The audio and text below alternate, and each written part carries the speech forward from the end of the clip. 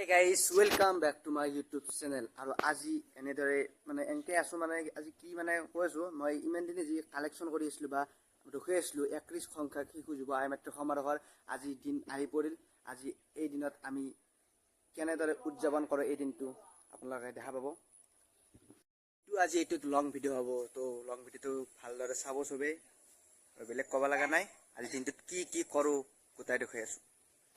ওলাই অহাৰ লগে লগে ভাস্কৰে এই মহিলা সমিতিক মানে ফটো মাৰি দি আছে, এন্দৰ বেলেগ নাই ফটো উঠে লাগে। আৰু ভাস্কৰৰ মানে কেমেৰামেন চবে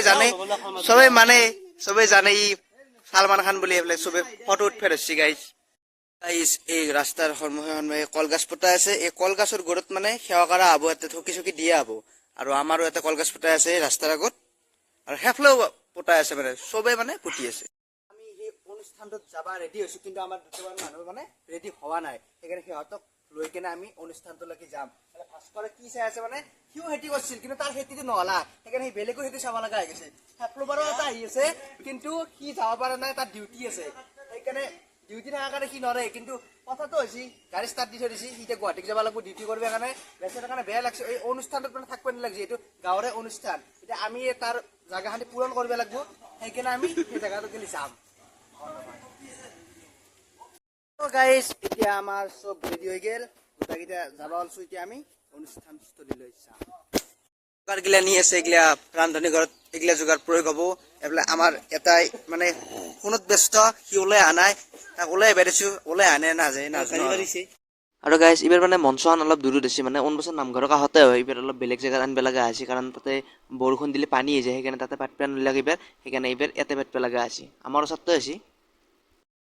আমি এতিয়া আছো এহঁতৰ ঘৰত গেলি, মানে কি মানে ধুতি পিন্ধে নাই, আকৌ পিন্ধে নাই, লংপেণ্ট চাৰ্ট এগিলা মাৰি আছে। উলিয়াই লৈ আহিব লাগে, সি মানে আপি চলি নিচিনা, তাক উলিয়াই লৈ আহিব লাগিব।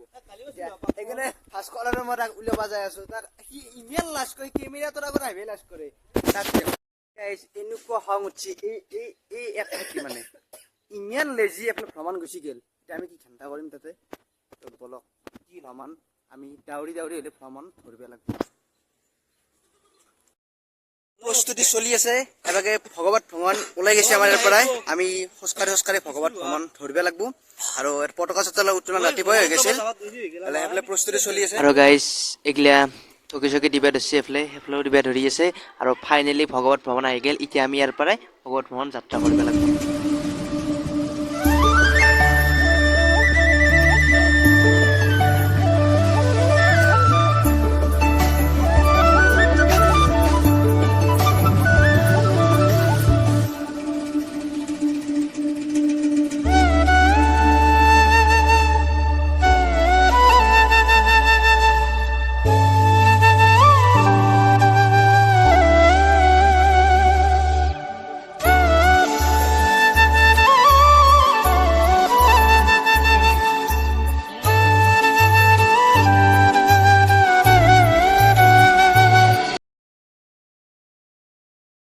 সেইফালে ভ্ৰমণ কৰি আছে, ভ্ৰমণ আহি আছে। এইফালে মই ৰঞ্জিতাৰ লগত মানে আহি গ'লো সিহঁতৰ ঘৰত। সি মানে সেৱা ল'ব লাগিব না, তাৰ কাৰণে আহি গ'লো সিহঁতৰ ঘৰত। সেৱা যোগাৰ কৰি আছে। এইফালে আমাৰ সেই ভ্ৰমণ দেখা পাইছে, আহি আছে। তো বলক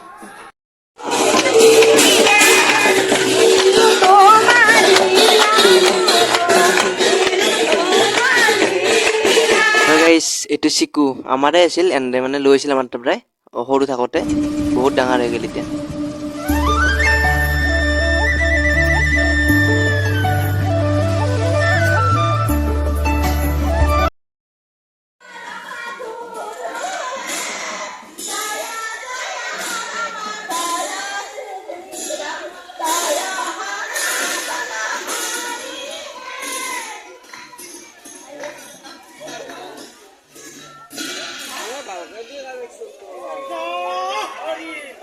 মানে গাইজ কথাটো কি হ'ল, প্ৰায় ভ্ৰমণ গাড়ীৰ ওপৰতে কৰিলোঁ, মানে গাড়ীত বহিয়ে ভ্ৰমণ কৰিলোঁ, ভালকৈ ভ্ৰমণ কৰিব নাপালোঁ। এতিয়া মানে ভ্ৰমণ প্ৰায় শেষেই হ'ব আছে। এতিয়া আমি যাই আছোঁ আমাৰ নামঘৰলৈকে। নামঘৰত গেলি যাই কিনে তাতে কি হ'ব কি নহ'ব চব দেখুৱাই আছোঁ। আৰু আমাৰ যি আজি বিশেষ অতিথি আহিব তাৰো আমি পৰিচয় কৰাই আছোঁ। নামঘৰত আহি দেখুৱাইছে সেইটো মানে কি কৰি আছে, বোলে বুট মাৰিব ধৰিছে। মানে কি হ'ব আজিকালি চলি খোৱা বস্তু দলৱে কি হ'ব, একো নাই ফাল্টু কৰি আছে। নামঘৰৰ ভিতৰত মানে প্ৰসাদ গিলা মানে হেৰি কৰি আছে, বান্ধি আছে, আৰু প্ৰসাদ গিলা ইয়াৰ পৰা নি কিনে তাতে মানে চবকে দি আছে হেৰিত কৰি ঠোঙাত বান্ধি বান্ধি। তো অলপ দূৰ হৈছে, কিন্তু কথা নাই, যিহেতু ইয়াতে মানুহগিলা নাই এতিয়া বৰ্তমান তাতে আছে, সেইকাৰণে তাতে দিব লগা আছে। আৰু অলপ দেৰিকে এঞ্জেলা চাংমাইও আমাৰ মঞ্চত আহি উপস্থিত হ'ব, আৰু আপোনালোকে চাই থাকক, আৰু এঞ্জেলা চাংমাইৰো কিছুমান কথা আপোনালোকক দেখুৱাম।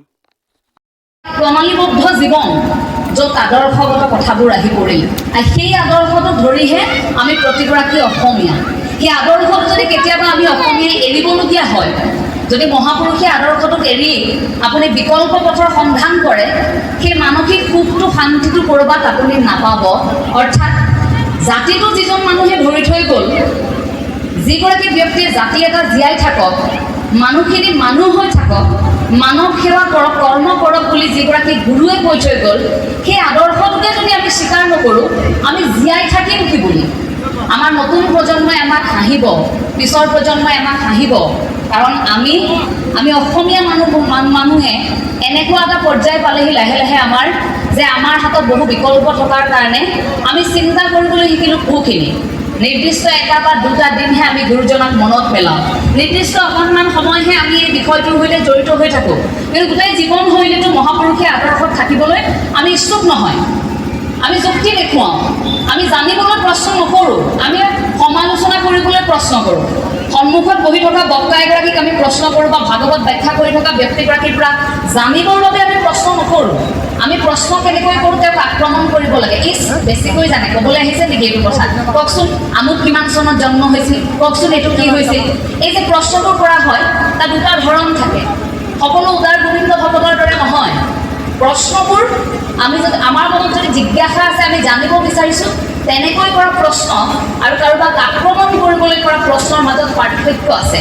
কিন্তু আমি অল্পমতি সকলো, যে অকণমান আমাৰ সকলোৰে জ্ঞান, কিন্তু সেইখিনিতে গুৰুজনাক ক'ৰবাত অধ্যয়ন নকৰি আমি ভুল দিশে উপস্থাপন কৰিবলৈ লাহে লাহে গতি কৰিছোঁ, যাৰ বাবে আমাক আনে হাঁহিবলৈ সততে আচলতে সুযোগ পায়। কিন্তু এই মজিয়াখন অকণমান পৃথক। কথাখিনি অকণমান সামাজিক মাধ্যমত নগ'লে মই ভাল পাম, সুখী হ'ম আচলতে, যে শ্ৰীমন্ত শংকৰদেৱ সংঘৰ মজিয়াত কথা কোৱাটো পৰিয়ালৰ মাজত কথা পতাৰ দৰে হয়। আমাৰ কিছুমান নিজৰ কথা বতৰা নাই জানো? আছে নাই আমাৰ নিজৰ কথা বতৰা? আমাৰ নিজৰ অনুষ্ঠান পৰিয়ালৰ মাজত, আপোনাৰ ঘৰখনত আপুনি কথা বতৰাবোৰ, সেইবোৰ কেতিয়াবা বাহিৰত আলোচনা হোৱাটো আপুনি বিচাৰিব নেকি? নিবিচাৰোঁ। গতিকে আমাৰ পৰিয়ালকেন্দ্ৰিক কিছু কথা বতৰা আছে, সেই পৰিয়ালকেন্দ্ৰিক কথা বতৰাবোৰ আজিকালি পাতিব নোৱাৰা হৈছোঁ। সামাজিক মাধ্যমত লগে লগে কথা বতৰাবোৰ বিয়পি পৰে, বোলে এইটো এঞ্জেলা চাংমাই কিয় ক'লে? কিন্তু কোৱাৰ কাৰণটো আছিল যে এইখিনি মোৰ পৰিয়ালৰ লোক। শ্ৰীমন্ত শংকৰদেৱ সংঘৰ মজিয়াখন আচলতে মোৰ এটা পৰিয়াল, যিখন মজিয়াত মোৰ জন্ম, যিখন মজিয়াৰ পৰা মই আহিছোঁ। গতিকে আমাৰ যিখন মজিয়া, যিখন মঞ্চৰ পৰা আহিছোঁ, সেই মঞ্চক শিশু আই মাতৃ যুৱ সমাৰোহ, ইয়াত আপোনালোকে অংশগ্ৰহণ কৰিছে, ইয়াৰ বাবে কৃতজ্ঞতা প্ৰকাশ কৰক যে শ্ৰীমন্ত শংকৰদেৱ সংঘই আজি শিশুসকলক এখন মঞ্চ দিছে, যুৱকসকলক এখন মঞ্চ দিছে, আইসকলক এখন মঞ্চ দিছে, প্ৰশিক্ষণৰ আয়োজন কৰিছে। তাৰ পাছতহে আপোনাক প্ৰতিযোগিতাৰ বাবে যাবলৈ সাজু কৰি দিয়া হৈছে, যাতে বিকৃত ৰূপত একো এটা বস্তু উপস্থাপন নহওক। আমি দুখ পাওঁ যেতিয়া বৰগীতটো উপস্থাপন শৈলী ভুল হয়, আমি দুখ পাওঁ যেতিয়া ভাওনা ভাগী উপস্থাপন শৈলী ভুল হয়, আমি দুখ পাওঁ যেতিয়া এই গানিকাৰ উপস্থাপন ক'ৰবাত কেতিয়াবা ভুল হয়, প্ৰতিযোগিতাৰ ধামখুমীয়াত ক'ৰবাত ভুলকৈ উপস্থাপন হয়।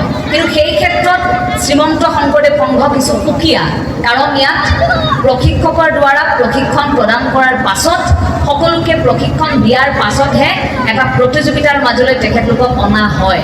গতিকে প্ৰথমে প্ৰশিক্ষণসমূহত আপোনালোকক গাইজ বহুত ভাষণ শুনলো এঞ্জেলা চাংমাৰ। এতিয়া ঘৰত আহিলোঁ, ঘৰত আহি পানী চানী খাব লাগে, মানে একদম পিয়াছে লাগি গৈছে।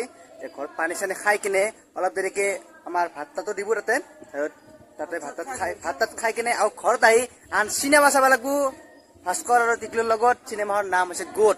তো এতিয়া আমি ঘৰত আহি গ'লো আৰু অলপ দেৰিকে যাই আছোঁ তাতে। ঘৰত আহি অলপ বাগাত দিলোঁ আৰু যাব লাগব তাকে। এতিয়া অলপ বাগাত চাগাত দি কিনে আকৌ তাকে গেলি যাম। তো ভিডিঅ'টো চাই থাকক গাইজ। এতিয়া অলপ বহি আছোঁ, অলপ দেৰিকে আমি ভাতকেইটা খাই ল'ম আৰু ভাত তাত খাই কিনে বেলেগ আজি নাই আৰু প্ৰগ্ৰেম। ৰাতি গধূলা হয়তো হেৰি কৰিব, নাম চাম এইগিলা আছে, নাম চাম চাব লাগিব। এতিয়া আমি ইয়াতে আছোঁ।